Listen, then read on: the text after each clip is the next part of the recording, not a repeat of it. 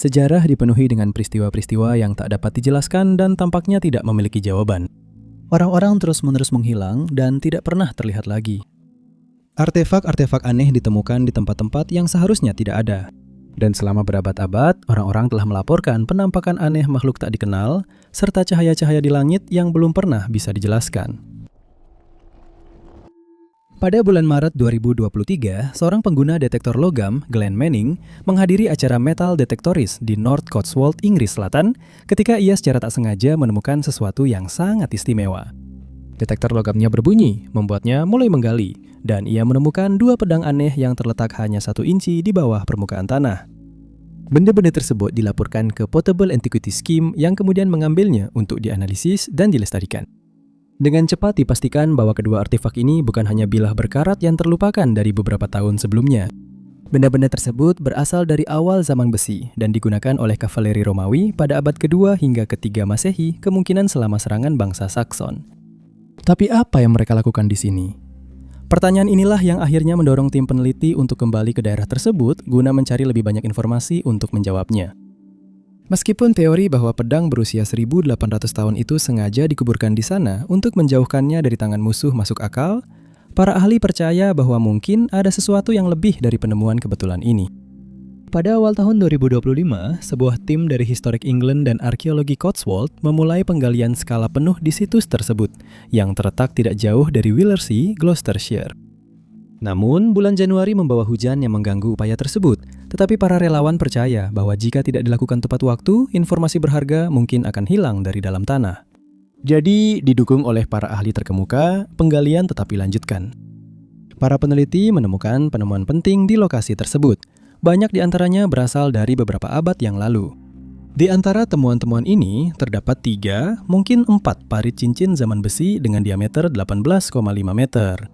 Mereka juga menemukan sebuah area berpagar berbentuk persegi panjang dengan parit sedalam hingga 5 meter di dalamnya.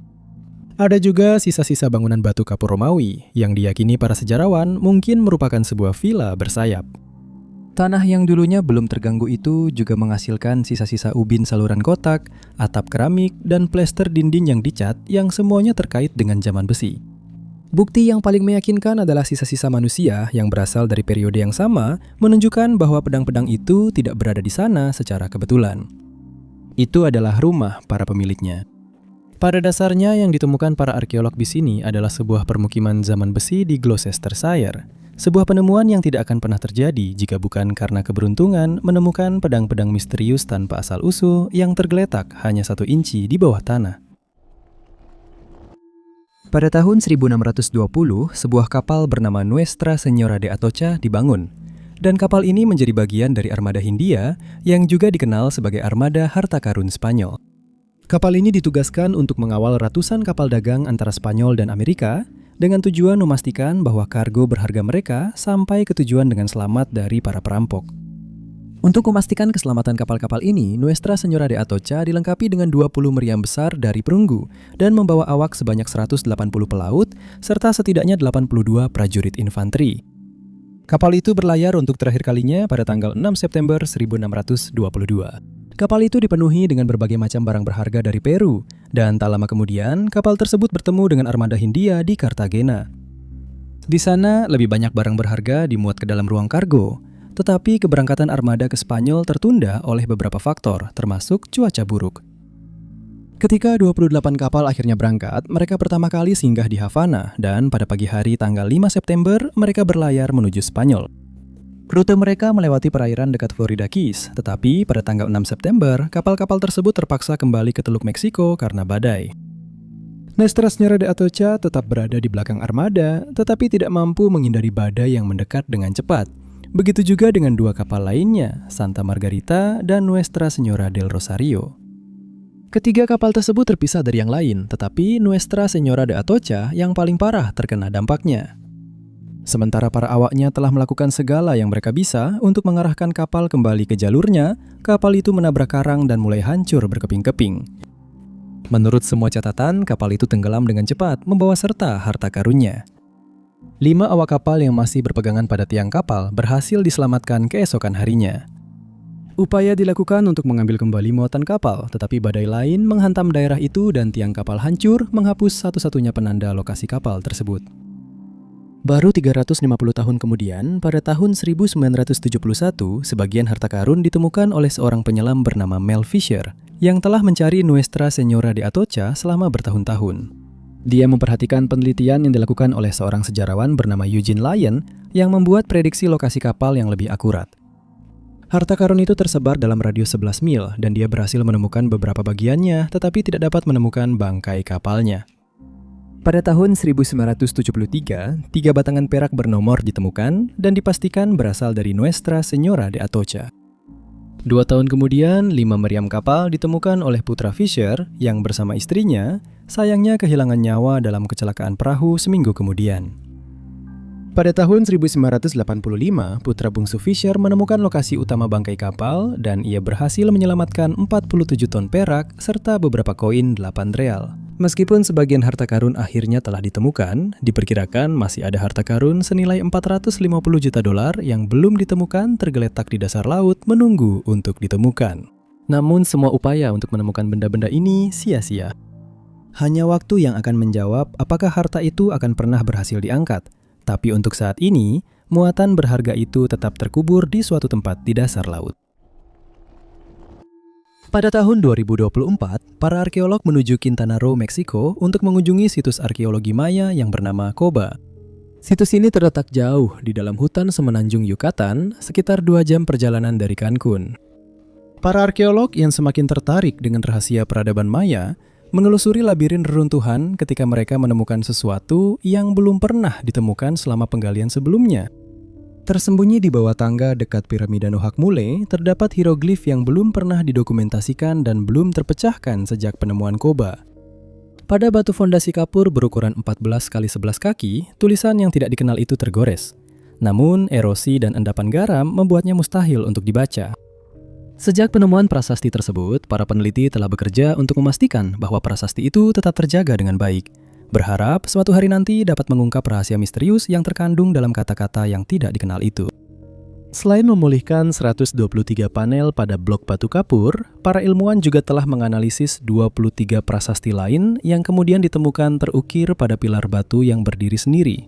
Selama setahun, ukiran Maya yang misterius itu tetap menjadi fokus para cendekiawan dan ahli yang ingin mengungkap kisah-kisah yang terkandung di dalamnya. Pada akhir tahun 2025, solusi mulai bermunculan.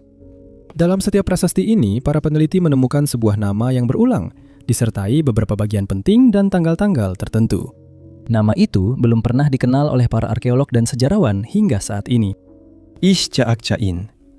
Melalui penelahan bagian-bagian penting, ahli epigrafi David Stewart dan Octavio Esparza Holguin mengungkap sebuah kisah yang belum pernah terdengar sebelumnya tentang hujan, kekuasaan, dan seorang penguasa perempuan yang langka di dunia maya. Ternyata ada alasan mengapa nama Ixcha'accha'in muncul begitu sering dicoba. Dia adalah seorang ratu, dan ratu yang sangat berkuasa yang mengawasi berbagai peristiwa pada abad ke-6, termasuk pembangunan Belcourt pada tanggal 8 Desember 573. Nama Cha'in disebutkan dalam prasasti yang merujuk pada jabatan politik militer tingkat tinggi yang tampaknya berada di Kuvitsnal, yang berarti Istana Gunung Rusa, mengacu pada wilayah Nohak Mule. Variasi nama Cha'in seperti Ixcha'accha'in Yopat menegaskan kedudukannya sebagai penguasa, begitu juga hubungannya dengan Dewa Ka'awio. Pemeriksaan lebih lanjut menemukan bahwa sang ratu memiliki hubungan penting dengan dewa-dewa pelindung, yang juga menegaskan kekuasaan dan pengaruhnya, menunjukkan bahwa pemerintahannya secara langsung terkait dengan mitos penciptaan dalam sejarah Maya. Prasasti juga mengungkapkan kemungkinan aliansi dan hubungan diplomatik di luar Coba, seperti dengan penguasa dinasti Kanul. Menguraikan prasasti kuno ini terbukti sangat penting dalam mengungkap kerahasiaan peradaban Maya, dan sejak itu mendorong para sejarawan untuk mengevaluasi kembali pemahaman mereka tentang peran perempuan dalam masyarakat elit Maya melalui penemuan arkeologi baru ini. Ketika ditemukan hubungan antara dua orang yang hilang, polisi biasanya dapat mencapai kemajuan berarti dalam kasus-kasus tersebut. Namun, satu kasus yang terjadi di California pada tahun 1993 tetap belum terpecahkan hingga sekarang. Pada saat itu, dua pria, Paul Armstrong yang berusia 27 tahun dan Stephen Lombard yang berusia 33 tahun, bekerja untuk perusahaan yang sama bernama RTS Towing. Mereka bukan teman, belum pernah bertemu, namun mereka akan menjadi subjek dari sebuah misteri yang hingga kini belum terpecahkan. RTS Towing dimiliki oleh seorang pria bernama Randall Wright, yang bertahun-tahun kemudian menjadi fokus dari penyelidikan polisi yang mendalam. Saat dia dan istrinya Karen sedang menginap di rumah liburan mereka di Meksiko pada tahun 2009, istrinya tiba-tiba menghilang tanpa jejak. Ketika Wright diinterogasi, terungkap bahwa dia dan Karen sedang dalam proses perceraian yang penuh konflik, dan para penyelidik menemukan bahwa dalam salah satu dari banyak pertengkaran mereka, Wright pernah mengancam akan mengakhiri hidup Karen dan mengatakan bahwa tidak ada seorang pun yang akan pernah menemukan dirinya. Meskipun telah dilakukan penyelidikan selama berbulan-bulan dan pencarian yang intensif, Karen tidak pernah ditemukan dan hingga hari ini masih dinyatakan hilang. Oleh karena itu, banyak orang merasa bahwa Wright terlibat dalam hilangnya Karen dan dua karyawannya. Baik Paul maupun Stephen bekerja sebagai supir truk derek untuk RTS Towing, dan mereka berdua hilang pada hari yang sama, yaitu 17 Desember 1993. Paul terakhir kali terlihat oleh pacarnya pada pukul 7.45 pagi itu sebelum dia seharusnya berangkat untuk shift kerjanya. 1 jam kemudian, ketika tidak ada yang bisa menghubunginya, saudara laki-laki Paul pergi ke rumahnya untuk memeriksa keadaannya dan menemukan rumah itu kosong dengan dompet Paul masih di dalam. Hal ini dianggap sangat aneh karena dia pasti akan membawa dompetnya ke tempat kerja. Dan saudara laki-lakinya mencatat bahwa Paul memiliki keterbatasan mobilitas karena dia mengalami cedera yang mengharuskannya menggunakan kruk. Hanya 2 jam kemudian, Stephen juga dilaporkan hilang. Dia terakhir kali terlihat di kantor pusat perusahaan karena dia pergi ke sana untuk mengambil gajinya. Selama upaya pencarian yang dilakukan, truknya ditemukan ditinggalkan di tempat parkir sebuah toko Kmart.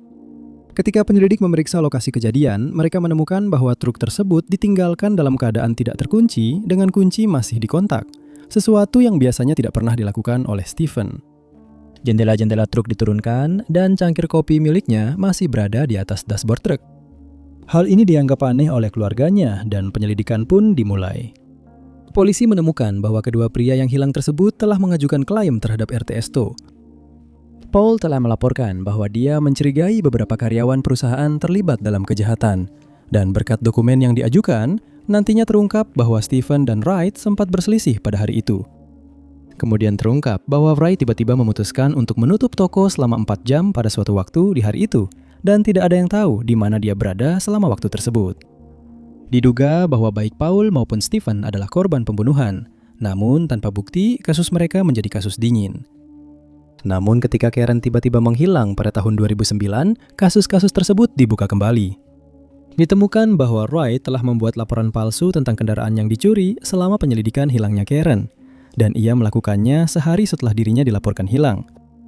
Dia dijatuhi hukuman 6 bulan penjara karena penggelapan dan mengambil kendaraan secara ilegal. Namun tidak ada tersangka yang pernah disebutkan dalam kasus hilangnya Paul, Stephen, atau Karen, dan mereka belum pernah ditemukan.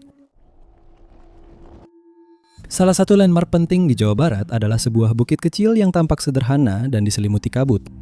Itu adalah Gunung Padang, sebuah bukit yang telah dikunjungi oleh penduduk setempat selama puluhan tahun, sebuah tempat yang dianggap suci. Namun dalam beberapa tahun terakhir, suasana damai itu telah digantikan oleh perdebatan yang tak kunjung usai di bidang arkeologi. Setelah Gunung Padang dinyatakan sebagai piramida tertua di dunia, bahkan lebih tua dari piramida Giza yang dibangun 28.000 tahun lalu oleh tangan peradaban awal, di balik klaim tersebut adalah Dr. Dani Hilman Nadawijaja, seorang ahli geologi dari Badan Riset dan Inovasi Nasional Indonesia. Namun, Denny sebenarnya tidak pernah bermaksud menantang pemahaman kita tentang sejarah. Bahkan, dia hampir tidak ada hubungannya sama sekali dengan arkeologi. Dia meneliti tektonik dan gempa bumi. Namun, pada tahun 2011, dia tiba-tiba mulai melakukan survei di Gunung Padang menggunakan alat-alat modern. Serangkaian tes yang dilakukannya meliputi tomografi seismik, resistivitas, dan pengambilan sampel inti yang mengarah pada kesimpulan bahwa terdapat banyak tahap konstruksi dalam pembuatan apa yang diduga sebagai piramida tertua di dunia. Pada tahun 2023, studinya diterbitkan di Archaeological Prospection Journal. Namun, pada tahun 2024, studinya ditarik kembali setelah para editor menyatakan bahwa sampel tanah yang telah diuji usianya itu bisa saja memperoleh material organik secara alami, dan menyarankan bahwa hal itu mungkin sama sekali tidak berkaitan dengan aktivitas manusia sejak awal. Tanggapan Denny adalah dengan berargumen bahwa menurut pengamatannya, informasi geofisika dan geometri piramida tidak bisa begitu saja dianggap sebagai proses alami. Ini bukan satu-satunya evaluasi ilmiah yang dilakukan terhadap Gunung Padang. Penggalian lain akan menemukan benda-benda yang seharusnya tidak ada. Di dalam bukit itu terdapat artefak kecil berbentuk logam yang diklaim sebagai koin, yang usianya ribuan tahun lebih tua dari koin pertama yang kita ketahui. Beberapa koin tersebut memiliki simbol perdagangan kuno atau merujuk pada tempat ibadah. Objek lain menunjukkan adanya kontak jarak jauh seperti obsidian non-lokal dan pecahan tembikar, serta penemuan yang paling menarik yaitu bahan seperti semen yang menyatukan kolom-kolom di lapisan terdalam dari bangunan yang diduga piramida tersebut. Analisis penanggalan menunjukkan bahwa bahan semen tersebut berusia 25.000 tahun atau 20.000 tahun lebih tua dari beton Romawi. Memisahkan fakta dari fiksi dalam kasus ini terbukti lebih dari sekadar sulit, dengan klaim-klaim yang tampaknya mustahil dibuat dan tidak ada bukti yang mendukungnya. Yang membuat kasus ini semakin kacau adalah kenyataan bahwa sebagian besar gambar yang dikaitkan dengan keterangan piramida tertua di dunia dihasilkan oleh AI. Meskipun misteri ini sangat kompleks, para ahli akhirnya memperjelas situasinya dan menutup kasus ini pada tahun 2025. Lufti Yandri, yang telah melakukan penggalian di Gunung Padang sejak tahun 1997, mengungkapkan bahwa situs tersebut sebenarnya adalah kompleks teras batu, bukan piramida kuno besar seperti yang dirumorkan. Yandri dan timnya menggunakan teknik penanggalan karbon modern, yang akhirnya mengungkapkan bahwa struktur tersebut dibangun antara tahun 117 hingga 45 sebelum Masehi. Pemeriksaan lebih lanjut mengungkapkan bahwa sekelompok orang kuno telah membangun teras-teras ini di atas kolom batu alami yang terbentuk oleh proses geologi alami. Meskipun beberapa bagian situs ini buatan manusia, namun tidak sebesar yang diklaim oleh artikel-artikel tersebut. Klaim awal pada tahun 2023 lalu mendapat banyak perhatian dari media. Orang-orang di seluruh dunia menjadi heboh atas penemuan ini, yang pada dasarnya mengguncang seluruh pemahaman mereka tentang sejarah. Namun, klaim-klaim tersebut tidak berdasar dan terbukti merupakan pembesaran serta salah tafsir yang jelas, sehingga memerlukan penyelidikan lebih lanjut. Penyelidikan yang membantah seluruh cerita tersebut. Kebanyakan dari kita cenderung tidak percaya pada fenomena paranormal tertentu, seperti gangguan makhluk halus, namun beberapa kasus yang tampaknya tidak memiliki penjelasan telah membuat para skeptis paling keras kepala sekalipun kebingungan.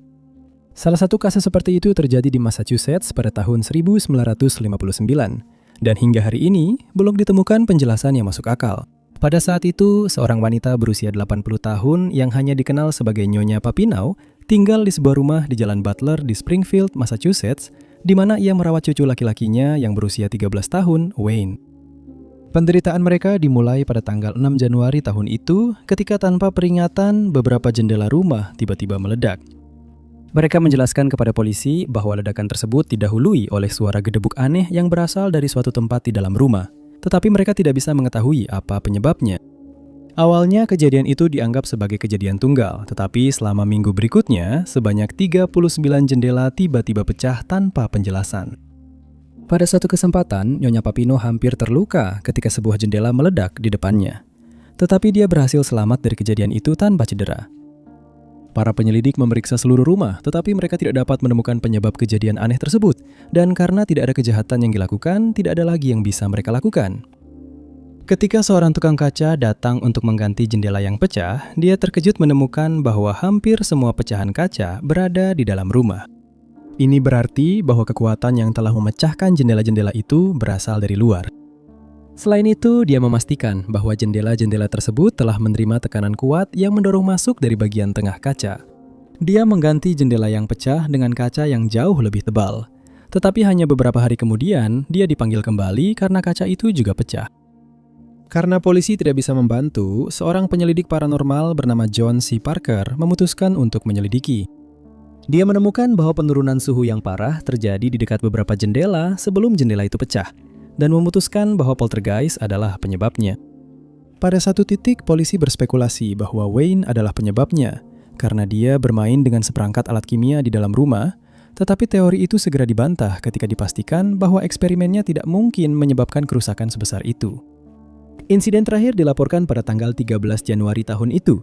Setelah itu, rumah tersebut tampaknya kembali normal. Meskipun ada yang menyarankan bahwa aktivitas aneh itu terus berlanjut, dan Nyonya Papino hanya memutuskan untuk tidak melaporkan kejadian lebih lanjut. Beberapa teori telah diajukan selama bertahun-tahun, termasuk truk yang lewat sebagai penyebabnya, atau bahwa jendela-jendela pecah akibat serangkaian gempa kecil. Tetapi tidak ada satupun dari teori-teori ini yang pernah terbukti. Dan penyebab sebenarnya dari misteri di Jalan Butler tetap tidak diketahui. Pada tanggal 15 September 1886, kapal sekunar F.J. King sepanjang 144 kaki sedang melintasi Danau Michigan dengan ruang kargo yang penuh dengan biji besi. Kapal itu dibangun pada tahun 1867 untuk tujuan ini. Di tengah perjalanannya, kapal tersebut dihantam badai tak terduga yang mengguncangnya, menyebabkan kebocoran. Para awak kapal dengan putus asa mulai memompa air keluar, tetapi kapal 3 tiang itu terisi air terlalu cepat. Dan Kapten William Griffin memerintahkan awak kapal untuk meninggalkan kapal. Bersama-sama mereka memanjat ke Sekoci dan mendayung diri mereka ke pantai. Setelah menghabiskan malam di sana, sebuah sekunar lain, Lampetip, datang untuk menyelamatkan mereka. Pada dini hari di atas kapal penyelamat, mereka menyaksikan haluan F.J. King tenggelam di bawah ombak, ditelan oleh perairan Danau Michigan dan tak pernah terlihat lagi. Atau setidaknya itulah yang kami kira. Selama beberapa dekade terakhir, kisah kapal yang hilang ini telah memikat para penggemar bangkai kapal. Banyak orang telah mencoba dan gagal menemukan kapal yang tenggelam itu. Pergi ke danau besar, menyelam ke kedalaman, membawa peralatan sonar, namun akhirnya pulang dengan tangan hampa. Sekunar itu terbukti sangat sulit ditemukan hingga mendapat reputasi sebagai kapal hantu.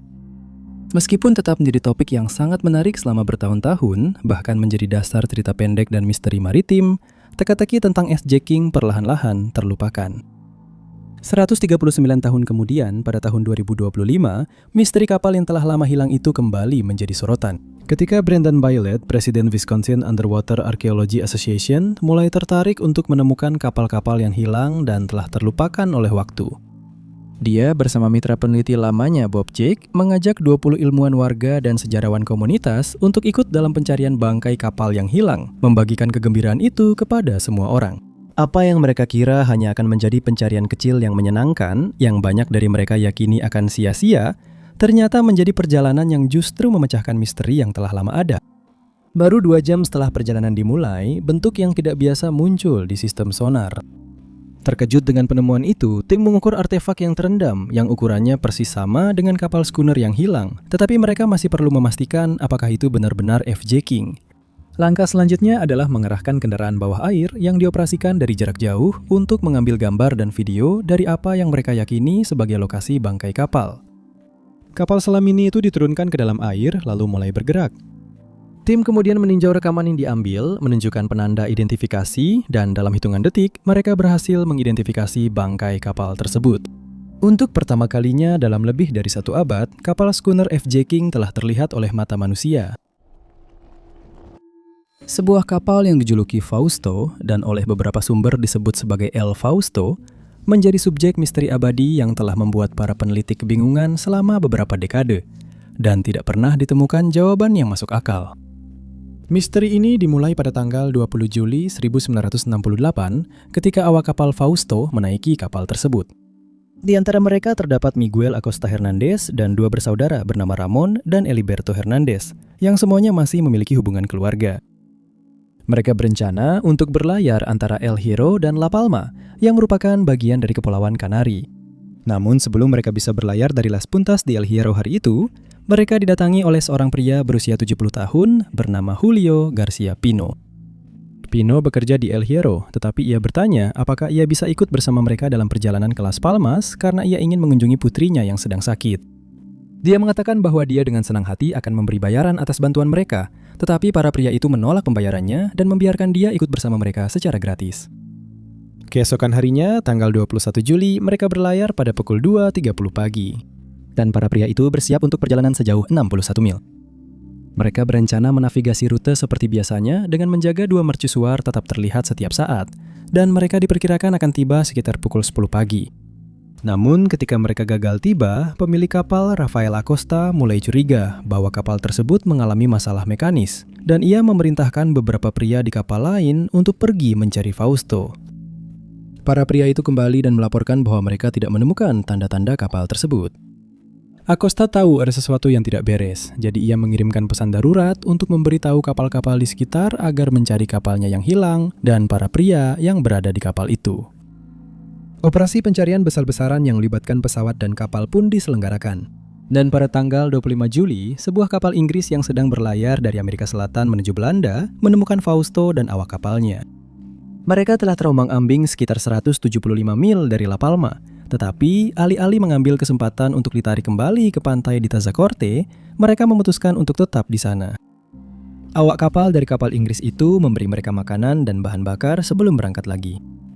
Namun, versi kejadian ini masih diperdebatkan karena para pria ini pasti sangat ingin kembali ke keluarga mereka, dan ada dugaan bahwa awak kapal dari kapal Inggris itu mengarang cerita tersebut, atau ada sesuatu yang benar-benar berbeda terjadi yang mereka putuskan untuk tidak ungkapkan.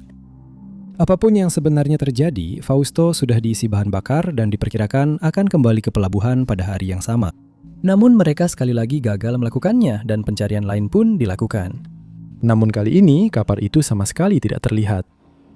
Pencarian pun dihentikan, namun pada tanggal 9 Oktober tahun itu, kru di atas kapal Italia melaporkan bahwa mereka menemukan Fausto di dekat garis balik utara, sekitar 600 mil dari tujuan yang seharusnya.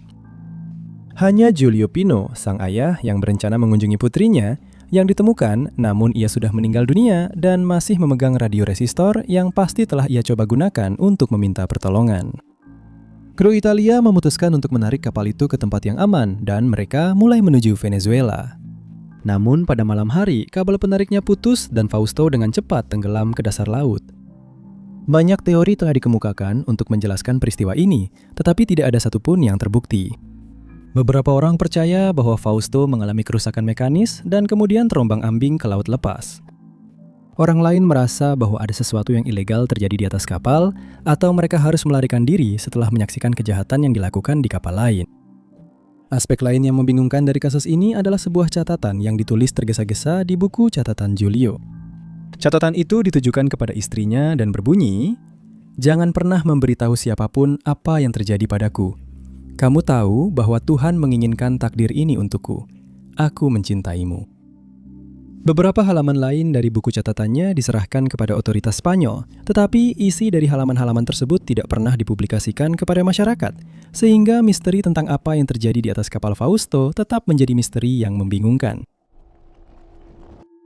Terletak tepat di utara Kepulauan Solomon dan ukurannya sedikit lebih besar dari Alaska, terdapat dataran tinggi Antang Java yang misterius, sebuah platform dasar laut raksasa yang tenggelam. Dataran tinggi ini terbentuk oleh letusan gunung berapi terbesar dalam sejarah planet kita, sebuah peristiwa yang kemungkinan besar membentuk dataran tinggi itu sendiri. Antang Java terbentuk sekitar 120 juta tahun yang lalu, menutupi hingga 1% permukaan bumi dalam satu peristiwa vulkanik yang sangat cepat, menghasilkan 5 juta kilometer kubik lava yang tampaknya tidak sesuai dengan model plum mantle tradisional saat ini. Sejak manusia mulai mencari jawaban atas peristiwa masa lalu kehidupan, para peneliti bertanya-tanya apa yang menyebabkan letusan dahsyat itu. Sebuah pertanyaan yang lama belum terjawab. Dataran tinggi tersebut tidak menunjukkan jalur gunung laut khas yang biasanya ada dan digunakan untuk menghubungkan hotspot dengan letusan vulkaniknya. Jejak yang hilang dari Antang Java menimbulkan tanda tanya tentang bagaimana dataran tinggi itu terbentuk dan dari mana asal batuan cairnya. Para ilmuwan telah lama menduga bahwa hotspot vulkanik bawah laut, di mana batuan panas yang secara kimia berbeda naik dari dalam planet, memunculkan fitur vulkanik besar seperti rantai pulau dan dataran tinggi seperti Antang Java. Saat lempeng tektonik bergeser di atas plum, batuan cair menciptakan jejak gunung berapi yang semakin tua, semakin jauh dari sumber awalnya. Jejak inilah yang tidak ditemukan pada dataran tinggi tersebut.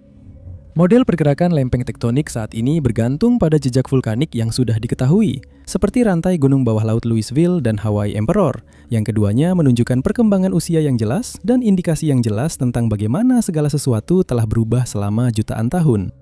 Namun, model-model tersebut hanya berlaku untuk 80 juta tahun terakhir. Sebelum waktu itu, buktinya akan terkubur atau hilang. Pada awal tahun 2025, para peneliti dari Universitas Maryland dan Universitas Hawaii bekerja sama untuk menyusun bagian-bagian yang hilang. Dan semuanya dimulai dengan pemetaan ulang secara lengkap dasar Laut Kuno Pasifik. Sebelumnya, para peneliti sudah mencoba menghubungkan Antang Jawa dengan hotspot Louisville, tetapi akhirnya menemui jalan buntu. Jarak dari dataran tinggi ke hotspot yang sudah diketahui terlalu jauh, mencapai 1.200 km, yang sebenarnya masuk akal jika hotspot itu sendiri telah berpindah secara drastis. Namun, data paleoaltitude menunjukkan bahwa Plume Louisville sebagian besar tetap stabil selama 70 juta tahun terakhir. Teka-teki ini membuat pemimpin tim, Val Finlayson, mengambil pendekatan yang berbeda.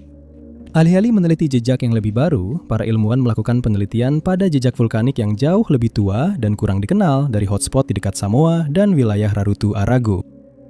Wilayah-wilayah ini memiliki jejak yang sejarahnya membentang hingga 100 juta tahunnya lalu, menawarkan ciri khas geokimia yang unik. Hal itu memungkinkan tim untuk melacaknya melalui landscape bawah laut Pasifik yang sangat padat dan kacau, memberikan gambaran yang belum pernah ada sebelumnya tentang periode kapur. Dengan menggunakan teknik ini untuk mengambil sampel gunung laut yang terendam di dekat Lake Island yang menyimpan rahasia vulkanik tertua di Pasifik. Dan dengan menggabungkan penemuan-penemuan ini dengan data dari jalur titik panas Samoa yang telah lama ada, para ilmuwan mampu merekonstruksi model yang lebih lengkap. Model ini mengungkapkan bagaimana lempeng Pasifik berputar antara 80 hingga 100 juta tahun yang lalu. Rekonstruksi model tersebut akan mengisi kekosongan dan pada akhirnya menghilangkan satu asumsi yang keliru, yaitu bahwa Plume Louisville harus menempuh jarak yang jauh untuk menjelaskan formasi Antong Java. Ternyata, Plume itu sebenarnya tidak banyak bergerak sama sekali. Finlayson dan timnya menemukan bahwa lempeng itu sendiri yang telah bergerak. Tim tersebut juga menemukan bahwa serangkaian gunung bawah laut di dekat Samoa ternyata lebih tua dari yang mereka kira sebelumnya. Sebuah kesalahan yang turut berkontribusi pada misteri yang telah berlangsung selama berabad-abad. Para peneliti dari Maryland dan Hawaii merangkai semua petunjuk itu melalui pemetaan ulang secara menyeluruh, analisis kimia, dan konfirmasi usia untuk menemukan hal itu. Ternyata, hotspot Louisville, yaitu kolom material panas yang naik dari kedalaman, adalah penyebab terbentuknya Antang Jawa. 120 juta tahun yang lalu, hotspot tersebut jauh lebih intens daripada sekarang. Hal itu menghasilkan letusan lava besar dan tiba-tiba bertindak seperti obor las bertenaga tinggi yang membentuk dataran tinggi tersebut. Sebelum dengan cepat menetap, berputar dan bertahan cukup jauh, meninggalkan jejak berupa rantai gunung berapi yang lebih biasa. Yang tidak pernah diduga siapapun berhubungan dengan Antang Jawa. Selama berabad-abad, orang-orang dari berbagai belahan dunia telah melaporkan melihat benda-benda aneh yang tampak turun dari langit tanpa penjelasan yang masuk akal. Sebagai contoh, pada tahun 1876, penduduk Kentucky melaporkan bahwa potongan-potongan yang mereka yakini sebagai daging mulai berjatuhan dari langit. Meskipun tidak ditemukan jawaban pasti, kebanyakan orang percaya bahwa hal itu disebabkan oleh sekawanan burung nasar yang terbang di atas dan pada waktu yang kurang tepat memuntahkan makanan terakhir mereka. Bagi orang-orang di bawah, itu akan tampak seolah-olah sedang turun hujan potongan daging. Pada kesempatan lain, orang-orang dibuat terkejut ketika tiba-tiba mulai turun hujan katak, ular, uang, kacang, jerami, bola golf, cacing, permen, dan bahkan laba-laba dalam berbagai peristiwa di berbagai tempat. Beberapa kasus ini telah dijelaskan sebagai hujan aneh yang terkait dengan puting beliung di atas air, tornado, faktor atmosfer, dan kecelakaan industri. Namun, salah satu kasus seperti ini terjadi di kota Southampton, Inggris pada tahun 1979, yang hingga kini masih belum terpecahkan. Pada tanggal 12 Februari tahun itu, seorang warga Southampton bernama Roland Moody menyadari adanya suara desingan aneh yang seolah-olah melewati ruang kaca di rumahnya. Dia tidak dapat menemukan penjelasan untuk hal itu, namun tidak terlalu memikirkannya dan melanjutkan aktivitasnya seperti biasa. Namun, hampir tepat 1 jam kemudian, dia mendengar suara yang sama lagi, dan kali ini dia merasa penasaran. Dia berjalan keluar untuk melihat kembali ke ruang kaca miliknya, dan apa yang dia lihat saat itu membuatnya bingung. Atap bangunan itu dipenuhi biji mustard dan cress, dan biji-biji tersebut dilapisi oleh zat seperti jeli aneh yang tidak bisa dia identifikasi. Dia kemudian mengingat bahwa zat tersebut menempel di jarinya saat dia menyentuhnya. Yang mengejutkannya, biji-biji itu terus berjatuhan selama beberapa jam lagi hari itu, dan tak lama kemudian rumahnya dipenuhi aroma mustard dan cress. Dia memutuskan untuk mengumpulkan biji-biji itu dan mengisi sekitar 8 ember. Setelah itu, dia menanamnya di kebunnya. Biji-biji itu tumbuh dan akhirnya dia memanen tanaman-tanaman tersebut. Tetapi misteri dari mana asal biji-biji itu tetap belum terpecahkan. Dia berbicara kepada tetangganya yang mengatakan bahwa hal yang sama terjadi di rumahnya tahun sebelumnya. Dia berjuang untuk menyingkirkan tunas-tunas yang tumbuh selama hampir 12 bulan dan tidak pernah menemukan penjelasannya. Keesokan harinya, misteri itu justru semakin membingungkan ketika rumah Roland dan dua tetangganya kembali terkena hujan aneh lainnya. Kali ini, hujan itu berisi jagung, kacang polong, kacang haricot, dan kacang fava. Anehnya, hanya 3 rumah itu yang terkena hujan benih. Bahkan trotoar di luar halaman mereka tetap bersih. Setelah hujan kedua terjadi, mereka memutuskan untuk memberitahu polisi, tetapi mereka tidak dapat menemukan sumber hujan benih itu. Hingga hari ini, kejadian itu belum pernah dijelaskan. Bersama dengan peristiwa serupa lainnya yang terjadi di berbagai negara di seluruh dunia, banyak di antaranya membuat benda-benda yang jatuh itu dijadikan makanan seperti roti atau semur. 70 tahun yang lalu, hamparan luas luar angkasa menawarkan misteri lain bagi para astronom terdahulu. Segera setelah mereka bisa, umat manusia mulai mencoba mempelajari rahasia kehidupan di luar planet kita. Pertanyaan tentang apa benda-benda putih berkelap-kelip di langit itu dan mengapa bulan terlihat seperti itu adalah pertanyaan yang tidak bisa diabaikan begitu saja. Namun dalam pencarian jawaban, para ilmuwan justru menemukan misteri di luar batas atmosfer kita. Salah satu teka-teki tersebut dikenal sebagai misteri tekukan sinar kosmik, sebuah teka-teki astrofisika yang membuat para peneliti dan ilmuwan kebingungan selama 7 dekade. Teka-teki ini merujuk pada penurunan tajam, tiba-tiba, dan tidak dapat dijelaskan dalam jumlah sinar kosmik berenergi tinggi yang menghantam bumi, yang diperkirakan berada di kisaran 3 hingga 4 peta elektron volt. 300 kali lipat energi partikel yang dihasilkan oleh Large Hadron Collider di CERN. Nama struktur tersebut merujuk pada lakukan dalam spektrum, menciptakan bentuk seperti lutut di mana jumlah partikel berenergi tinggi secara misterius menurun, menandakan adanya batas percepatan yang tiba-tiba. Ketika para ilmuwan membuat grafik tentang berapa banyak partikel yang datang dan pada tingkat energi berapa, garisnya berjalan mulus. Tetapi pada tingkat tertentu, tepatnya 3 peta elektron volt, grafik tersebut melengkung dan turun tajam. Selama beberapa dekade terakhir, para ilmuwan telah bertanya-tanya tentang pertanyaan yang sama. Apa yang menyebabkan struktur lutut sinar kosmik? Pada tahun 2025, para peneliti dari seluruh dunia mulai mencari jawabannya lagi. Dan kali ini, mereka menemukannya. Dengan menggunakan data dari Large Hadron High Altitude Air Shower Observatory Tiongkok, para astrofisikawan dan astronom menemukan apa yang bisa menjadi jawaban atas misteri yang telah berlangsung selama puluhan tahun. Mereka mendeteksi sinar gamma berenergi sangat tinggi yang dipancarkan oleh 5 mikrokuasar, yaitu sistem yang digerakkan oleh lubang hitam bermassa bintang dengan massa 3 hingga 15 kali massa matahari. Sistem kompak ini menarik materi dari bintang pendamping dan melontarkan jet dengan kecepatan mendekati cahaya. Dengan menganalisis pengamatan tersebut, para astrofisikawan menemukan bahwa sinar kosmik yang bertanggung jawab atas sinar gamma tersebut telah mencapai energi di atas 10 peta elektron, melampaui ambang batas wilayah lutut. Para ilmuwan awalnya berpikir bahwa sumber sinar kosmik yang sudah diketahui, seperti sisa-sisa supernova, tidak dapat mencapai tingkat tersebut, baik secara observasi maupun secara teori. Untuk meneliti wilayah lutut dengan lebih tepat, para peneliti perlu mengukur spektrum energi dari berbagai sinar kosmik, seperti proton, inti atom, dan helium. Namun, atmosfer mengacaukan jejak mereka sehingga hampir mustahil untuk menentukan mana yang mana. Namun, fasilitas pengukuran multiparameter milik LHASO memungkinkan tim untuk mengumpulkan sampel yang diperlukan, sehingga akhirnya mereka dapat memetakan spektrum energi proton dan mengungkap komponen energi tinggi yang berbeda. Penemuan ini menunjukkan bahwa ada beberapa jenis akselerator kosmik di dalam galaksi Bima Sakti. Masing-masing mampu mempercepat partikel ke energi tinggi dengan batas yang berbeda-beda. Para ilmuwan menyatakan bahwa lutut menandai energi maksimum yang dicapai oleh sumber kosmik yang bertanggung jawab atas komponen yang kini telah diidentifikasi. Penelitian terobosan pada tahun 2025 mengakhiri misteri selama 70 tahun ini, mengonfirmasi bahwa jet kuat dari lubang hitam dan mikrokuasar adalah komponen yang bertanggung jawab atas lutut, bertindak sebagai penggerak utama struktur tersebut. Tidak sering seseorang ditangkap, namun polisi tetap bingung dengan identitas mereka bertahun-tahun kemudian, meskipun orang tersebut masih dalam tahanan.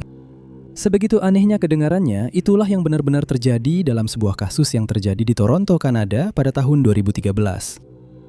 Semuanya dimulai ketika polisi di Kanada mengetahui adanya penipuan uang hitam yang bertujuan untuk merampok uang hasil jeripaya orang-orang yang tidak bersalah. Jenis penipuan ini melibatkan sejumlah besar uang yang diselundupkan melewati petugas patroli perbatasan dengan menggunakan bahan penyamaran seperti minyak, bubuk, atau pewarna. Setelah uang tersebut sampai di tujuannya, uang itu perlu dibersihkan dan disitulah penipuan mulai berjalan. Calon korban yang mudah tertipu dengan cepat diidentifikasi dan diperlihatkan foto-foto uang yang bernoda.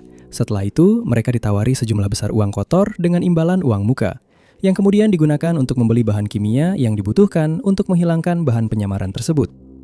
Tanpa sepengetahuan mereka, uang tunai yang diperlihatkan biasanya palsu, dan tak lama kemudian mereka diminta pembayaran tambahan ketika para penipu mengaku membutuhkan lebih banyak bahan kimia pembersih.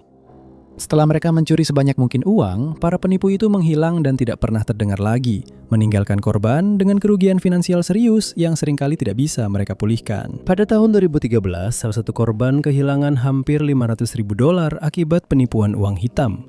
Dan unit kejahatan keuangan kepolisian Toronto memulai penyelidikan. Para korban menyatakan bahwa mereka berbicara dengan setidaknya 5 pria berbeda selama proses yang dimulai pada tahun 2012. Dia ingin menjual salah satu propertinya, dan para pria itu mengaku sudah menyiapkan uang tunai.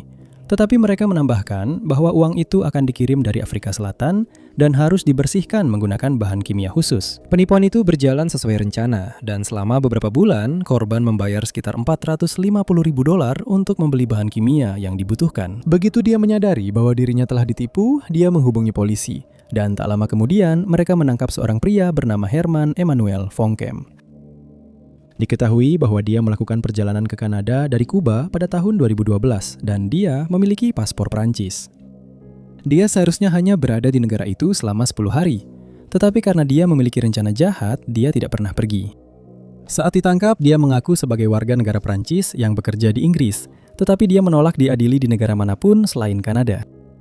Awalnya dia percaya bahwa dia akan dideportasi, tetapi ketika polisi menyadari bahwa seluruh ceritanya hanyalah karangan, dia tetap ditahan.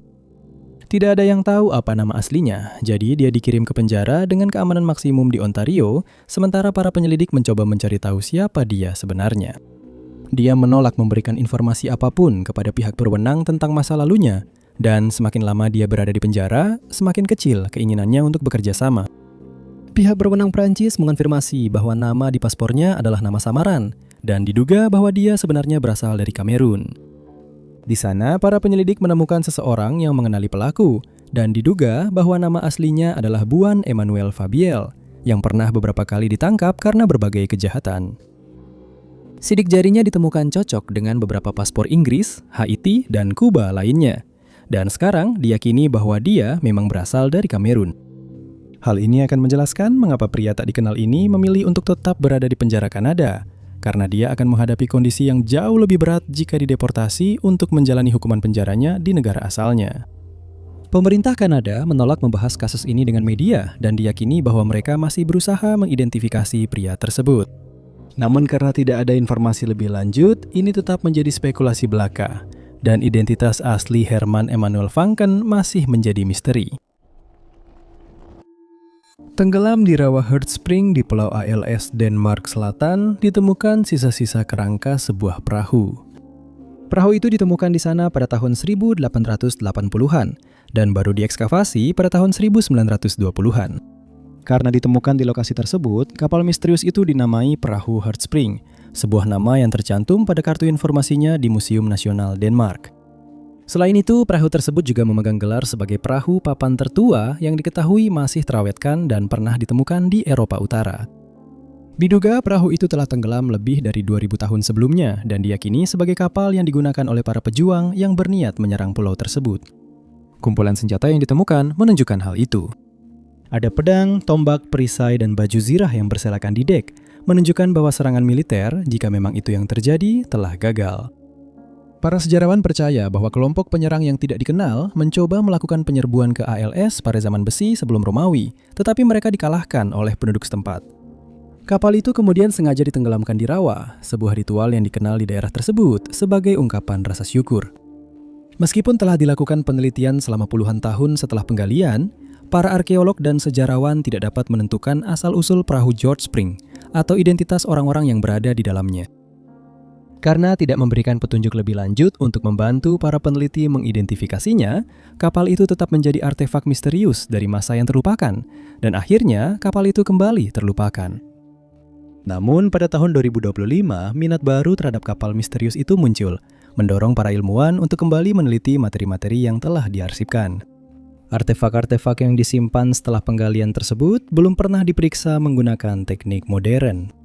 Ketika artefak-artefak itu diperiksa dengan metode-metode modern ini, misteri yang telah berusia puluhan tahun itu langsung terpecahkan. Pada akhir Desember tahun lalu, sebuah studi diterbitkan di jurnal PLOS ONE yang mengungkapkan upaya baru dan jawaban akhirnya. Para peneliti memfokuskan sebagian besar perhatian mereka pada fragmen-fragmen tertentu yang dapat memberikan informasi tentang bagaimana dan kapan perahu itu dirakit. Salah satu fragmen tersebut termasuk dempul yang digunakan untuk membuat perahu itu kedap air. Mereka juga sangat tertarik pada tali temali yang terkait dengan konstruksi perahu tersebut. Menurut penanggalan radiokarbon, tali temali tersebut menandakan bahwa perahu itu berasal dari abad ke-4 atau ke-3 sebelum Masehi. Bahan pelapis kedap air pada perahu tersebut dianalisis secara kimia, dan hasilnya bahkan lebih mengejutkan. Sesuai dengan apa yang tersedia di Jerman Utara dan Denmark pada masa itu, para peneliti secara naluriah mengira bahwa bahan tersebut dibuat dari bahan-bahan lokal, seperti minyak biji rami atau lemak hewan. Tetapi analisis menunjukkan bahwa campuran tersebut terdiri dari getah pinus dan lemak. Meskipun hal itu tampaknya tidak luar biasa pada pandangan pertama, para sejarawan mencatat bahwa hutan pinus tidak umum ditemukan di daerah-daerah ini pada abad ke-4 dan ke-3. Mengingat kelangkaannya, masyarakat kuno tidak akan menggunakan bahan-bahan tersebut untuk membuat banyak kapal atau perahu lainnya. Mereka akan menggunakan sumber daya yang mudah didapat dan pinus bukan salah satunya. Namun, hutan pinus sangat umum ditemukan di sepanjang pantai Laut Baltik lebih ke timur, yang menunjukkan bahwa asal-usul perahu Hortspring berada di suatu tempat di wilayah Baltik dan bahwa perahu tersebut telah menempuh jarak yang sangat jauh untuk mencapai ALS. Penemuan inilah yang mengarah pada kesimpulan lain. Awalnya, para peneliti percaya bahwa peristiwa yang menenggelamkannya adalah serangan yang gagal. Namun, perjalanan tersebut menunjukkan bahwa serangan ini melibatkan perencanaan yang jauh lebih matang, pemetaan yang cermat, keterampilan maritim, dan organisasi. Seiring analisis dan penyelidikan berlanjut, lebih banyak rahasia terungkap, termasuk penemuan yang sangat langka dan hampir tak pernah ditemukan pada periode seperti ini. Penemuan itu adalah sebagian sidik jari manusia yang tertanam dan terawetkan di dalam kemungkinan besar akibat sentuhan tidak sengaja saat pembangunan atau perbaikan perahu. Sidik jari itu memberikan jejak fisik langsung dari para prajurit kuno. Analisis lebih lanjut terhadap senjata-senjata yang ditemukan di perahu juga mengungkapkan sesuatu yang luar biasa. Senjata-senjata itu banyak diantaranya dalam kondisi sangat baik dan dibuat dengan bahan serta keahlian terbaik, menunjukkan bahwa orang-orang berpangkat tinggi hadir di kapal tersebut. Para prajurit itu tampaknya merupakan satuan militer yang bersifat hierarkis. Setidaknya 10 dari pria di kapal itu adalah perwira dan kepala suku, sementara yang lainnya bertugas sebagai prajurit dengan tombak, perisai, dan lembing.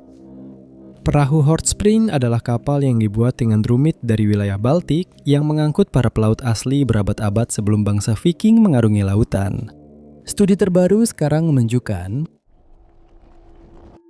makam-makam Mesir kuno selalu menjadi sumber misteri karena para arkeolog seringkali kebingungan mengenai siapa pemiliknya.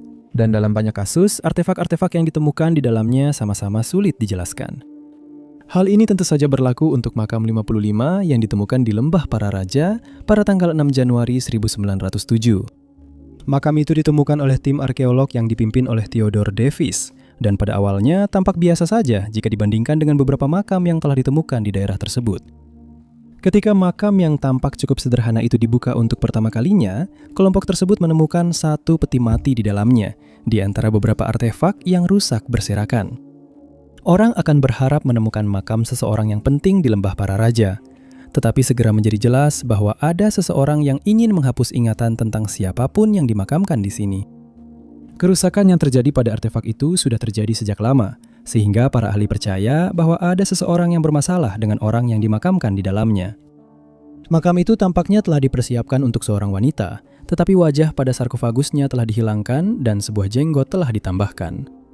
Sayangnya, Davis begitu terburu-buru untuk menggali makam itu, sehingga dia justru menyebabkan kerusakan yang lebih parah. Hanya tulang belulang mumi yang tersisa ketika dia selesai, sehingga identitasnya tidak dapat ditentukan. Selain itu, dia merusak banyak artefak aneh yang ditemukan di dalamnya, dan dia juga gagal mencatat banyak dari benda-benda tersebut. Di zaman modern telah ditentukan bahwa mumi tersebut berasal dari periode Amarna yang memiliki arti penting tersendiri. Pada masa inilah Firaun Akhenaten menggantikan politeisme Mesir dengan pemujaan dewa matahari Aten yang tidak disukai oleh sebagian besar orang pada masa itu. Putranya, Tutankhamun, akhirnya membatalkan sistem kepercayaan ini. Setelah itu seluruh periode Aten dihapus dari buku sejarah Mesir.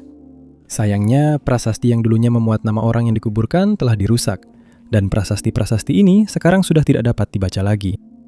Sekarang diyakini bahwa berabad-abad setelah mereka meninggal, para pekerja secara tidak sengaja menemukan makam tersebut, dan setelah melihat simbol-simbol dari periode Aten yang terkenal buruk, mereka memutuskan untuk merusak makam itu agar mumi tersebut tidak pernah bisa diidentifikasi. Meskipun begitu, para peneliti masih berusaha sekuat tenaga untuk mengidentifikasi sisa-sisa tersebut, dan mereka telah mengemukakan beberapa teori. Beberapa orang percaya bahwa makam itu dipersiapkan untuk Ratu Taya karena namanya ditemukan di antara beberapa artefak di makam tersebut. Meskipun jenggot telah ditambahkan pada sarkofagus, Davis telah memastikan bahwa mumi tersebut memang perempuan.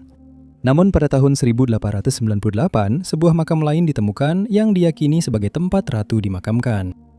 DNA yang diambil dari rambut yang ditemukan di makam kedua memastikan bahwa Ratu Taya tidak dimakamkan di makam pertama, dan para peneliti harus memulai kembali dari awal. Teori kedua adalah bahwa jenazah tersebut milik Kaya, istri kedua Akhenaten. Teori ini menyatakan bahwa dua kendi kanopik yang menggambarkan kepala seorang wanita ditemukan di makam tersebut, dan para peneliti percaya bahwa kendi itu menunjukkan gaya rambut ikonik miliknya. Namun, para peneliti modern telah menentukan bahwa jenazah tersebut sebenarnya adalah laki-laki, sehingga mumi itu tidak mungkin adalah Kaya. Lebih lanjut, telah disarankan bahwa jenazah itu mungkin milik Akhenaten sendiri, atau Smenkar, penerus Akhenaten, yang sangat sedikit diketahui tentang dirinya. Identitas mumi tersebut masih belum diketahui hingga saat ini, namun diharapkan dengan penelitian lebih lanjut, suatu hari nanti kita bisa mengetahui siapa sebenarnya sosok itu. Dalam Rig Veda, kumpulan suci himne Sanskerta Weda yang berasal setidaknya dari milenium kedua sebelum Masehi, digambarkan sebuah kenampakan menarik yang pernah menjadi kekuatan dominan di India. Itu adalah Sungai Saraswati, sebuah aliran air yang digambarkan dalam Rig Veda sebagai sangat besar yang mengalir dari pegunungan menuju lautan. Karena tidak ada sungai di India yang diketahui sesuai dengan deskripsi luar biasa tersebut, Saraswati pun dianggap hanya sebagai legenda belaka, sekedar kiasan puitis, hasil imajinasi semata. Namun, seiring dengan ditemukannya artefak, tempat, dan orang-orang yang dulu dianggap hanya fiksi, para ilmuwan, ahli geologi, sejarawan, dan arkeolog merasa Rig Veda layak untuk diteliti kembali. Menurut teks suci Weda, Saraswati begitu luar biasa kuat dan sangat megah hingga menginspirasi penyusunan Rig Veda di tepiannya. Sungai itu begitu luar biasa hingga diangkat ke tingkat dewi. Namanya diambil dari dewi pengetahuan, musik, seni, kebijaksanaan, dan alam. Sang dewi merupakan bagian dari Trinitas, yaitu Saraswati, Laksmi, dan Parwati. Dalam prasasti suci, nama itu berarti memiliki banyak kolam.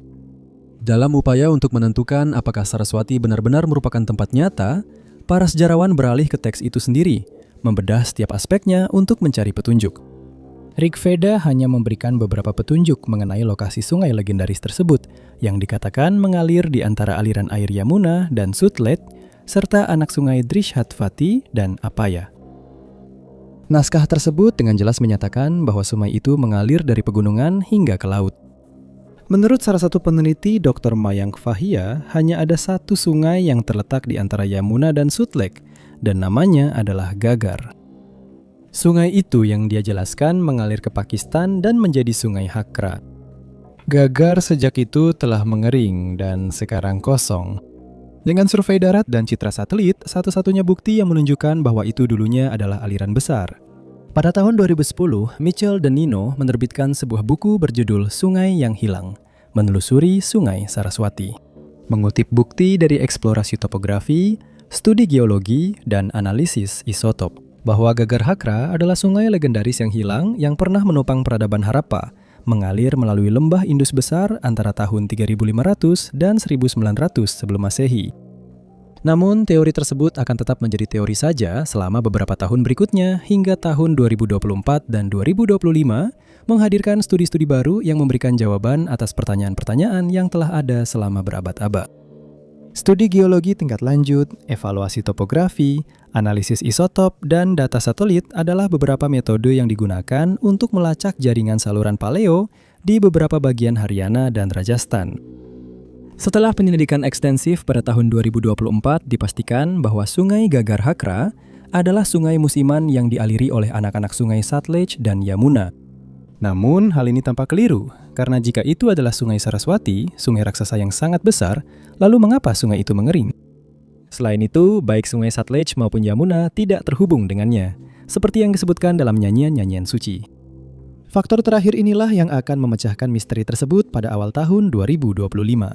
Ketika para ahli geologi terkenal seperti K.S. Valdia dibuat bingung oleh konfirmasi yang tampaknya tidak tepat ini, mereka pun beralih ke teori lain yang melibatkan lebih dari sekedar analisis tanah dan isotop.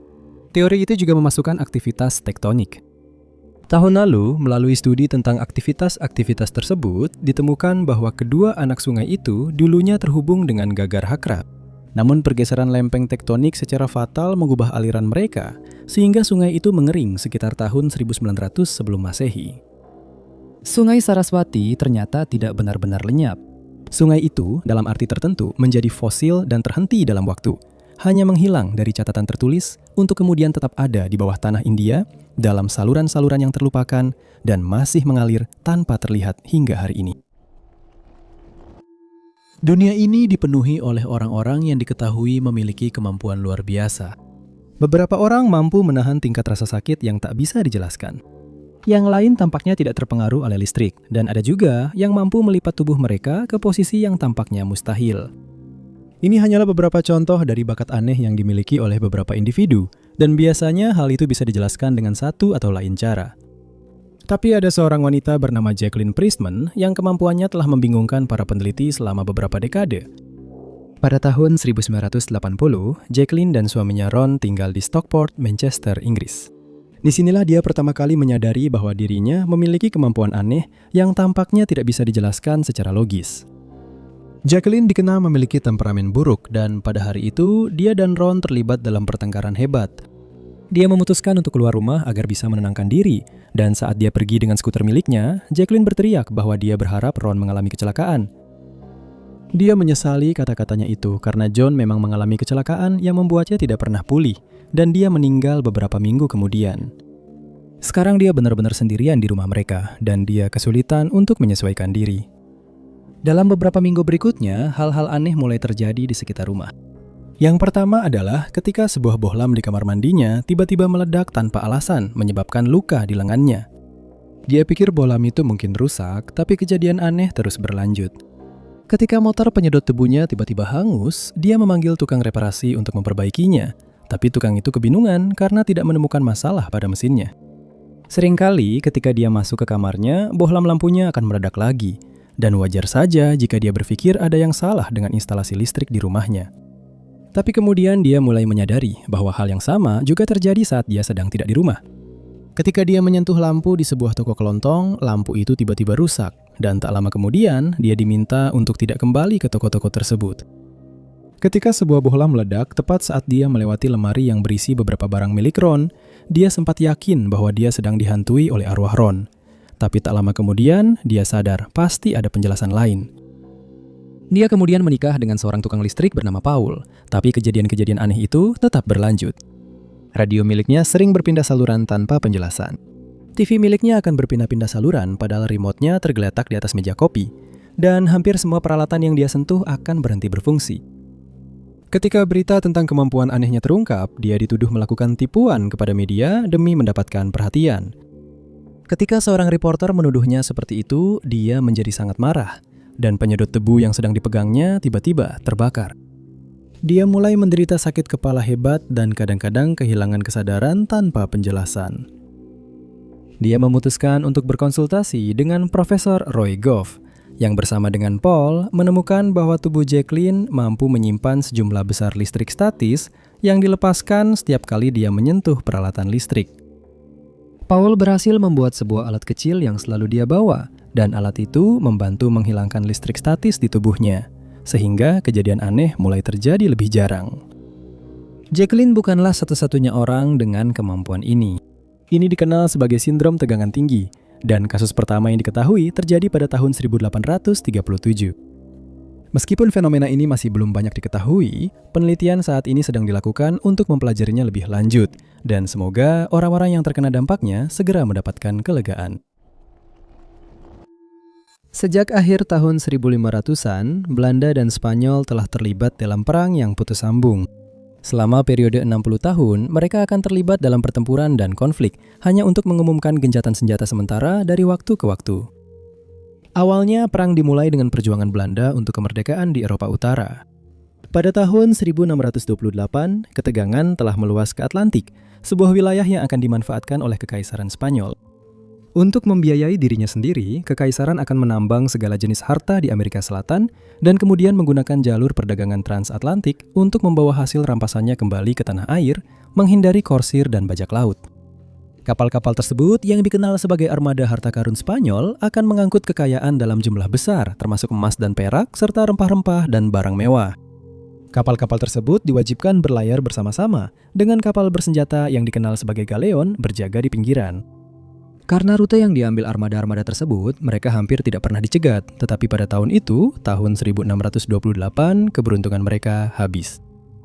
Melalui pengumpulan intelijen secara sistematis, pengetahuan tentang pola pelayaran, dan pengakuan paksa dari seorang anak kabin yang tertangkap, Piet Hein, direktur perusahaan Hindia Barat Belanda, mengetahui keberadaan armada harta karun dan tujuan mereka. Hein mengirimkan armada yang terdiri dari 30 kapalnya sendiri ke Karibia untuk mencegat dan menangkap salah satu armada harta karun tersebut. Namun, pihak Spanyol di Karibia mengetahui niatnya dan memutuskan untuk menahan kapal-kapal mereka di pelabuhan Cartagena dan Veracruz sampai ancaman tersebut hilang. Strategi pertahanan ini mulai goyah ketika Hein menarik sebagian armadanya, yang dikira oleh pihak Spanyol sebagai seluruh kekuatannya. Karena percaya tidak ada kapal musuh di perairan, armada harta karun Spanyol pun berlayar, yang kemudian berujung pada salah satu kemenangan terbesar Belanda dalam sejarah. Di antara barang-barang yang berhasil diamankan oleh Hein dan pasukannya adalah 177.000 pon troy Belanda perak, emas, mutiara, sutra, dan rempah-rempah. Peraknya sendiri bernilai 11,5 juta gulden, jumlah yang cukup untuk mendukung pasukan Belanda selama lebih dari 1 tahun.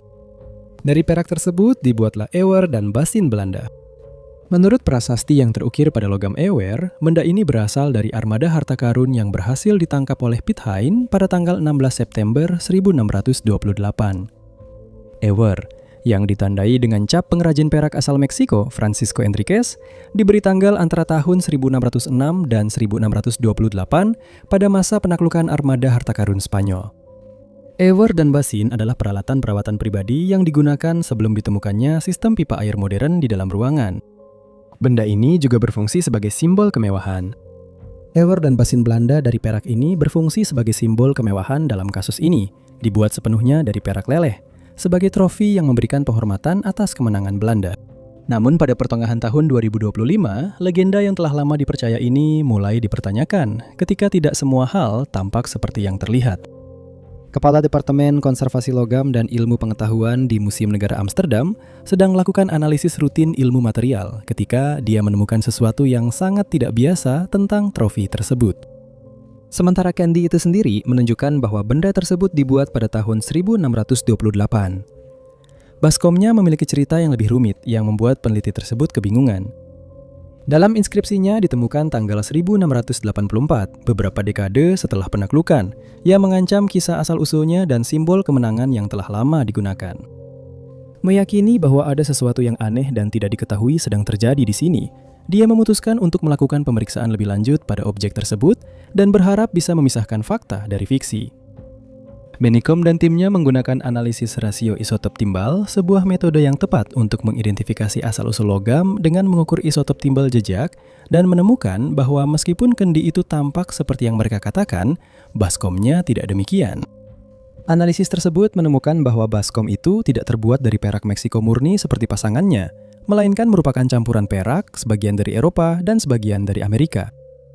Profil isotop tersebut menghubungkan materialnya ke Belanda pada akhir abad ke-17, beberapa dekade setelah penaklukan armada pengangkut harta Spanyol. Baskom itu terbuat dari perak lelehan ulang yang sudah beredar cukup lama. Itu adalah hasil kerajinan tangan, bukan buatan kekaisaran. Baskom itu pertama kali muncul dalam catatan sejarah pada tahun 1808, dalam sebuah tulisan yang menunjukkan bahwa benda itu merupakan objek perayaan. Baskom itu muncul lagi pada tahun 1879 ketika sebuah majalah tanpa sumber yang dapat dipercaya mengklaim bahwa baskom itu juga terbuat dari perak dari armada pengangkut harta itu, sama seperti pasangannya. Kemungkinan besar inilah asal mula mitos tersebut. Tapi kenapa? Pertanyaannya tetap ada. Pada abad ke-19, ketika negara-negara Eropa berusaha memperkuat identitas mereka, artefak seperti ini menjadi alat yang kuat untuk mendukung narasi tersebut. Legenda kendi dan baskom perak Piet Hein yang diperoleh dari penaklukan armada Spanyol menjadikan benda-benda tersebut sebagai simbol patriotik. Kaitan antara kejayaan nasional dan kekayaan materi berperan penting dalam pengembangan budaya. Pada tahun 2025 terungkap bahwa meskipun kendi tersebut adalah peninggalan kemenangan maritim, baskomnya bukan, dan benda itu lebih berfungsi sebagai penghormatan daripada sebagai trofi. Keluarga Janina Freddy Gonzalez yang berusia 48 tahun semakin khawatir akan kesejahteraannya sejak terakhir kali mendengar kabar darinya pada Maret 2025, dan mereka hampir tak mendapat petunjuk tentang keberadaannya. Janina berasal dari Elizabeth di New Jersey, dan menurut putranya Eduardo, terakhir kali dia berbicara dengannya adalah pada awal Maret tahun itu. Dia menambahkan bahwa hilangnya ibunya sangat aneh, karena ibunya mengatakan kepadanya bahwa dia sangat bersemangat untuk mengunjungi Brasil untuk pertama kalinya dalam 3 tahun, tetapi kemudian tiba-tiba menghilang tanpa penjelasan. Diketahui bahwa dia bekerja sebagai pelatih pribadi di Elizabeth dan Newark. Dia berasal dari Brasil, tetapi memutuskan untuk pindah ke Amerika Serikat selama pandemi COVID-19. Dia kemudian mulai bekerja sebagai bartender di Casanova Grill dan juga sebagai penari eksotis di tempat lain. Selama 3 tahun tinggal di daerah itu, dia menjadi warga negara Amerika Serikat dan kemudian menikah dengan Brendan Trevisano tak lama setelah mulai bekerja sebagai pelatih pribadi. Dia dan Brendan menetap bersama di kompleks apartemen Sing La Vista, dan di sanalah dia terakhir kali terlihat pada tanggal 10 Maret setelah menyelesaikan sesi pelatihan dengan salah satu kliennya sehari sebelumnya. Yang membuat Eduardo merasa aneh adalah kenyataan bahwa dia terlihat berjalan masuk ke kompleks apartemen, tetapi tampaknya tidak pernah keluar. Meskipun gedung tersebut telah digeledah, dia tidak pernah ditemukan, dan kantor Kejaksaan Union County telah mengambil alih penyelidikan atas kasus hilangnya. Ada spekulasi bahwa Brendan mungkin menjadi pihak yang menjadi perhatian penyidik, tetapi pihak berwenang menolak berkomentar tentang hal ini karena penyelidikan masih berlangsung dan mereka enggan merilis informasi apapun tentang perkembangan yang telah dicapai dalam kasusnya sejauh ini. Ketika Eduardo tidak dapat menghubungi ibunya selama beberapa hari, sesuatu yang membuatnya sangat khawatir. Dia terbang ke Amerika Serikat untuk mencarinya. Dia menghabiskan 10 hari melakukan segala yang dia bisa untuk menemukan ibunya, tetapi terpaksa terbang kembali ke Brasil dengan semua barang-barangnya ketika baik dia maupun polisi tidak dapat menemukan jejak ibunya. Sejak itu terungkap bahwa dia akan mengakhiri hubungannya dengan Brendan karena dia mengetahui bahwa Brendan sudah menikah dengan seorang wanita yang tinggal di Lyndhurst. Dan dari pernikahan itu, dia memiliki seorang putri. Brendan menyatakan bahwa Janina hanya pindah dari apartemen dan sejak itu, dia tidak pernah mendengar kabar darinya lagi. Salah satu teman Janina menyatakan bahwa dia berbicara dengannya melalui pesan teks pada tanggal 10 Maret. Tetapi setelah itu, Janina tiba-tiba berhenti membalas. Dia mencoba menghubungi Brendan, tetapi ponselnya tidak aktif dan Brendan baru membalas beberapa hari kemudian, mengatakan bahwa dia tidak tahu di mana Janina berada. Ketika polisi tiba di apartemen setelah teman yang sama melaporkan orang hilang, Brendan menolak menjawab pertanyaan apapun tanpa kehadiran pengacaranya. Ponsel dan truknya sejak itu telah disita agar dapat diperiksa untuk mencari petunjuk. Tetapi hingga kini, belum diketahui apakah ada sesuatu yang berguna ditemukan. Hadiah sebesar $10.000 ditawarkan oleh Union County Crime Stoppers kepada siapapun yang memberikan informasi kepada polisi yang dapat membantu menemukan Janina. Jika Anda ingin memberikan informasi tersebut, Anda diminta untuk menghubungi kantor Kejaksaan Union County, Detektif Scott Skertoff di 8-358-9162. Anda juga dapat memberikan informasi secara anonim ke Union County Crime Stoppers dengan menelpon 9086 548477. Homer adalah seorang penyair Yunani kuno abad ke-18 sebelum Masehi, seorang ahli dalam bidangnya. Karya epik Homer yang dianggap legendaris oleh para sejarawan modern. Meskipun tidak secara khusus dianggap sebagai mitos dalam arti fiksi, ada anggapan bahwa kisah-kisah seperti ini mengandung inti kebenaran. Artinya, banyak referensi mungkin telah didramatisasi secara berlebihan atau tidak benar, terutama ketika bukti atas pernyataan tersebut tidak mudah terlihat. Namun selama masa hidup Homeros dan pada periode awal Romawi serta Helenistik, orang-orang yang membaca tentang Odysseus, seorang pahlawan Yunani, menghormatinya sebagai sosok yang nyata, sementara sejarawan modern menganggapnya sebagai tokoh mitologis. Melalui cerita rakyat setempat yang berasal dari Ithaka pada awal abad ke-19, kita akan mengetahui penemuan sebuah lokasi yang diduga, yang kemudian terbukti, lebih dari sekedar yang terlihat. Penduduk Ithaka sejak abad ke-8 dan seterusnya akan memberikan penghormatan kepada pahlawan yang disebutkan dalam Odissi di semacam tempat suci di bagian utara. Dalam cerita rakyat, istana Odysseus disebut sebagai sekolah Homer, sebuah romantisasi atas cara penduduk dan peziarah abad ke-19 menafsirkan situs yang diduga itu. Sejak abad ke-19, wilayah tersebut mengalami perubahan besar dan tidak memiliki penggalian arkeologi modern yang memadai. Kontroversi mengenai keberadaan atau tujuannya pun muncul, dengan legenda yang menyebutkan bahwa tempat itu adalah tempat yang dimaksudkan untuk kegiatan keilmuan yang langsung terkait dengan Homer. Namun, sekolah Homer ternyata lebih dari yang kemudian kita temukan. Para ahli sastra dan sejarah kuno telah lama memperdebatkan keberadaan sekolah Homer. Mereka percaya bahwa itu adalah interpretasi yang diromantisasi dari sebuah bangunan yang berdiri di Ithaka legendaris, seperti yang disebutkan dalam puisi tersebut. Menambah perdebatan tersebut adalah keberadaan Homer sendiri yang sudah dipertanyakan, di mana identitasnya belum secara eksplisit dikonfirmasi terkait siapa, kapan, di mana, dan dalam kondisi apa Iliad dan Odyssey disusun. Pertanyaan-pertanyaan yang diajukan dalam misteri ini. Apakah sekolah Homer ada, dan jika ada, apa tujuannya? Pada tahun 2025, bukti yang meyakinkan akan diberikan kepada para arkeolog dan sejarawan, memungkinkan keputusan akhir atas misteri yang telah lama menghantui masyarakat ini. Penggalian baru di situs tersebut menemukan beberapa persembahan votif, patung perunggu kecil, bejana keramik, dan bukti paling mendukung sejauh ini, sebuah ubin yang bertuliskan prasasti Yunani yang menyebut nama Odysseus secara langsung. Artefak-artefak ini memberikan kaitan yang diperlukan oleh para sejarawan untuk menegaskan identitas situs tersebut, yang kemudian dinamai Istana Odysseus, sebuah tempat yang bukan merupakan tempat pengajaran, melainkan tanah suci seorang pahlawan. Sudah jelas bahwa ini adalah pusat pemujaan di mana para pelancong dan penduduk masing-masing mempersembahkan hadiah kepada tokoh utama dalam Odisea. Orang-orang Yunani kuno datang ke tempat ini untuk mempersembahkan doa, hadiah, dan praktik ritual sebagai penghormatan kepada seorang pria yang konon berhasil mengakali para dewa.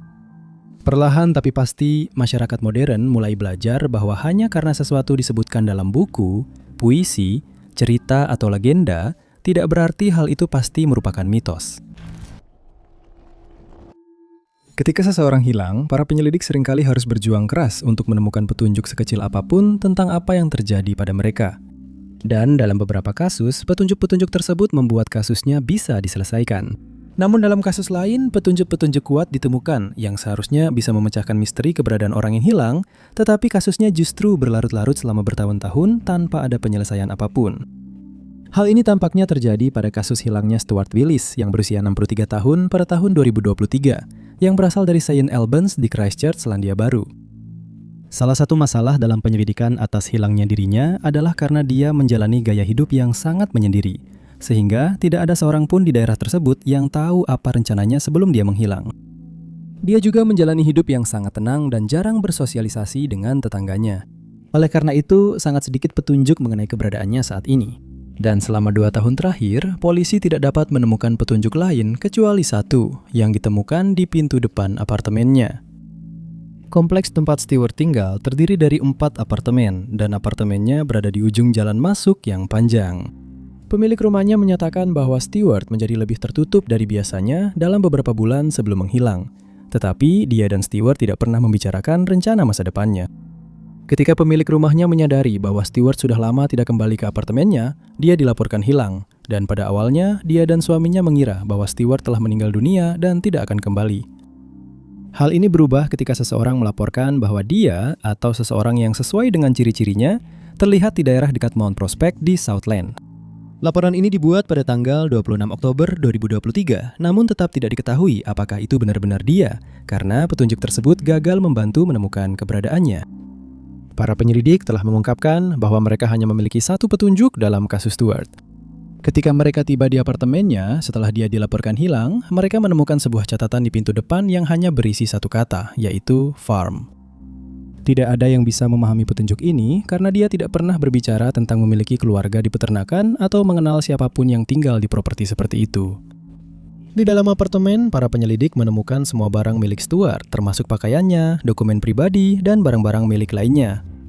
Pemilik rumahnya menambahkan bahwa mereka sering berbicara sambil minum kopi di teras, tetapi dalam beberapa bulan sebelum dia menghilang, Stewart berhenti berkomunikasi dan mengatakan bahwa dia lebih suka dibiarkan sendiri. Ketidakhadirannya yang terus berlanjut setelah 10 tahun tinggal di apartemennya membuat banyak orang percaya bahwa dia mungkin memutuskan untuk memulai hidup baru di tempat lain atau bahwa dia mungkin menjadi korban tindakan kriminal.